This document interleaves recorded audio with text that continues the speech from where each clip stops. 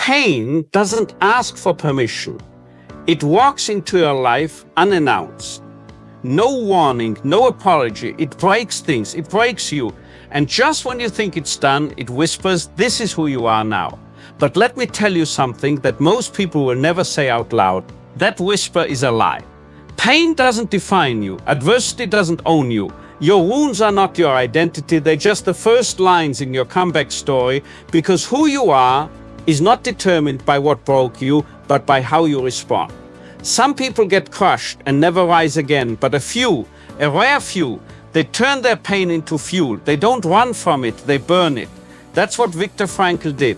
Locked in a Nazi concentration camp, stripped of his family, his freedom, his name, and yet something inside him refused to die.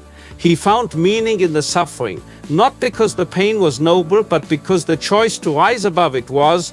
He discovered the last human freedom, the power to choose your attitude in any given situation, and that freedom, that invisible, untouchable flame, that's what makes you unstoppable. Not your bank account, not your background, not your title, but your ability to choose, even in hell. That's the kind of power they can't take from you.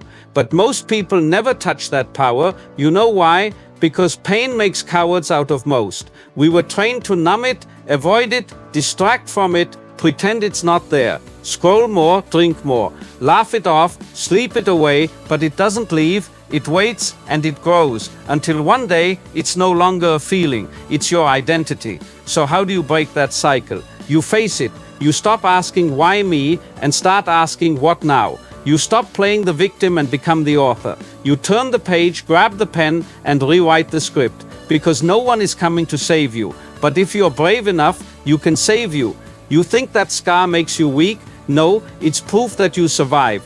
That you were in the fire and you walked out of it still breathing. That pain, it didn't come to destroy you, it came to forge you. Like steel in the hands of a master. Heat, pressure, time, and then form, function, strength. This is how greatness is made. Not in the sunshine, not when everything's easy, but when you're crying alone and still choose to rise. When you're doubting yourself and still choose to act. When you've got nothing left and still choose to give. That's real strength. Not what you show the world, but what you whisper to yourself when the lights go out, and that voice inside you, it's been waiting, it's been screaming beneath the noise. You are not broken, you are becoming, but becoming requires fire, and fire burns. So if you're in pain right now, good. That means the transformation has begun. Now is when the work starts. This is where we talk about mindset. Not the Instagram kind, not the fake it till you make it fluff. I'm talking about war zone mindset, where everything inside you wants to quit but you don't, because your why is bigger than your wound, because you're done living on default, because you're sick of your own excuses, because you finally realize that playing it safe was the most dangerous game you ever played. Comfort didn't save you, it sedated you, it made you quiet, small, polite, but deep down you were starving. Starving for something real, starving for meaning, starving to wake up and feel alive again. You want to feel alive, then stop avoiding the pain. Use it. Turn it into the hammer that rebuilds you. Turn it into the fuel that drives you. Turn it into the proof that you are still in this fight, because you are, right now, breathing, bleeding, becoming. You may not be where you want to be, but you're not where you used to be. That's progress. That's what growth looks like. Ugly, painful, unfiltered, not pretty, not polished, but real. And if it's real, it will change you. Because once you stop running,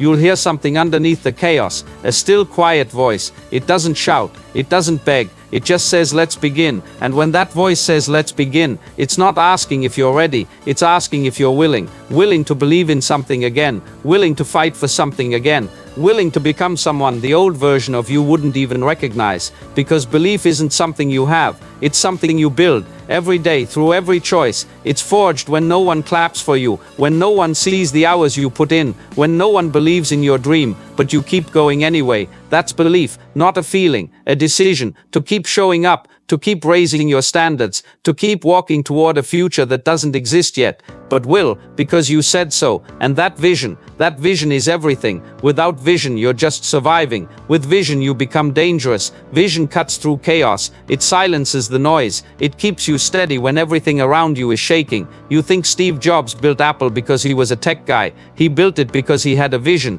a belief that creativity could change the world. You think Michael Jordan was born with magic in his hands. No, he decided he was gonna be the greatest, and then worked like hell every single day to prove himself right. And you've got something inside you too, but until you define it, until you name it, claim it and commit to it, you'll keep drifting, you'll keep quitting, you'll keep living on default. So stop asking what if I fail, and start asking what if I don't? What if this time you actually follow through? What if this time you don't self-sabotage? What if this time you stop thinking about who you could be and start becoming them? But it won't happen with hype. It won't happen with wishes. It happens with structure, with strategy, with discipline. And here's the truth. Discipline isn't punishment. It's freedom. It's freedom from regret, freedom from anxiety, freedom from a life where you keep breaking promises to yourself. Waking up early isn't about the clock. It's about control. It's about starting the day on your terms. It's about saying, I run my life, not the world, not my feelings, me. And when you string together enough days like that, you build something unshakable. You build momentum. And momentum, that's where the magic happens. Because once you get moving, everything starts shifting, not just around you, but within you. You start trusting yourself again. You stop negotiating with laziness. You stop waiting for motivation because you don't need it anymore. You've built a new identity, one that doesn't flinch when things get tough, one that doesn't fold when no one's watching, one that moves like this life actually matters. And it does. It matters more than you know, because every day someone's watching you, your kids, your little brother, your team, your past self, and they're asking one question: will this be the day they finally show up for real? Let the answer be yes. Let today be the day you stop apologizing for your fire, the day you stop pretending to be smaller than you are, the day you stop waiting for someone else to lead and realize it's you. It's always been you. That's what action does. It reclaims your power. It rewrites the story. It turns your pain into purpose, because you don't overcome adversity by talking about it.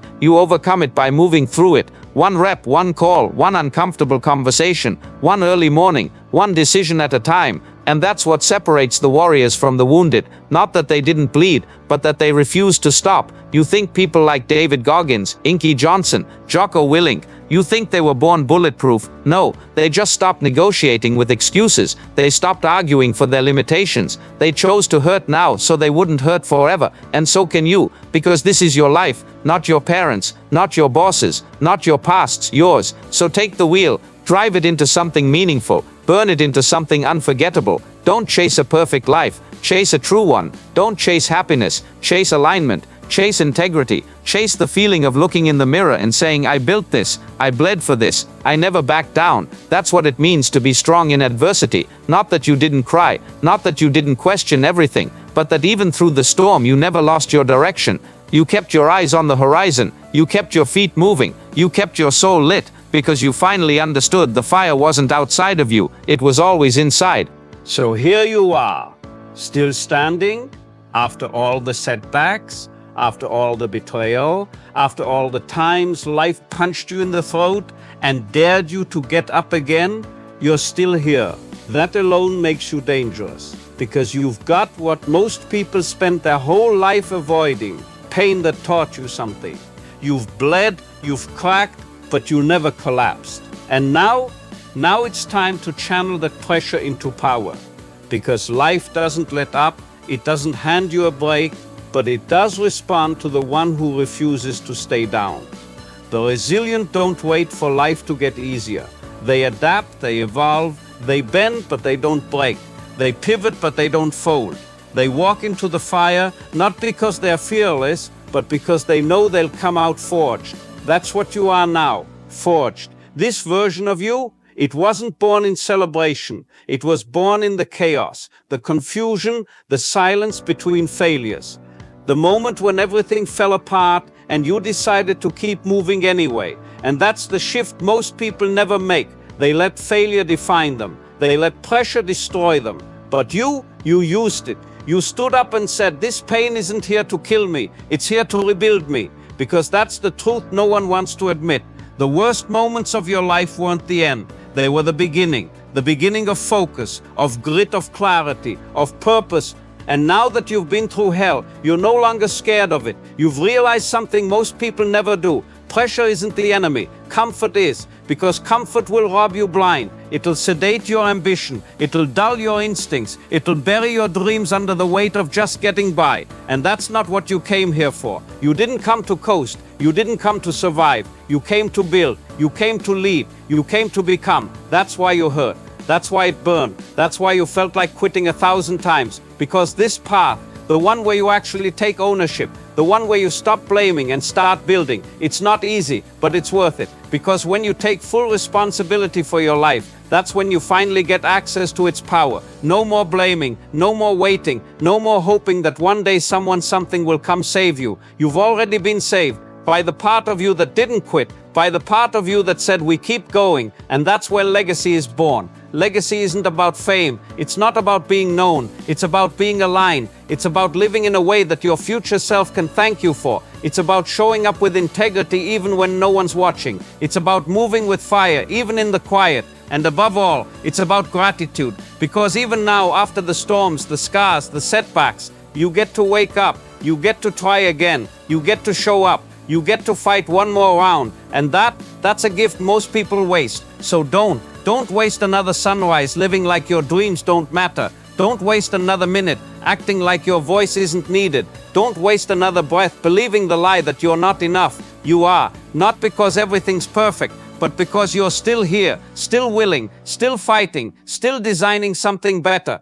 And maybe no one told you this, so let me be the first. You're allowed to start again. You're allowed to believe again. You're allowed to win after being broken. In fact, that's exactly how legends are born. So burn the rule book, break the pattern, step into the life that only you can create. Because your pain, it wasn't a punishment, it was preparation for this moment, this fire, this next version of you. So go build it with faith, with hunger, with fire in your lungs and purpose in your chest. Because the world doesn't need more noise, it needs you, fully awake, fully alive, fully unleashed. So here's the final truth. You don't rise after pain, you rise because of it. And starting today, you don't run from adversity anymore, you run with it. You take your pain and you turn it into fuel.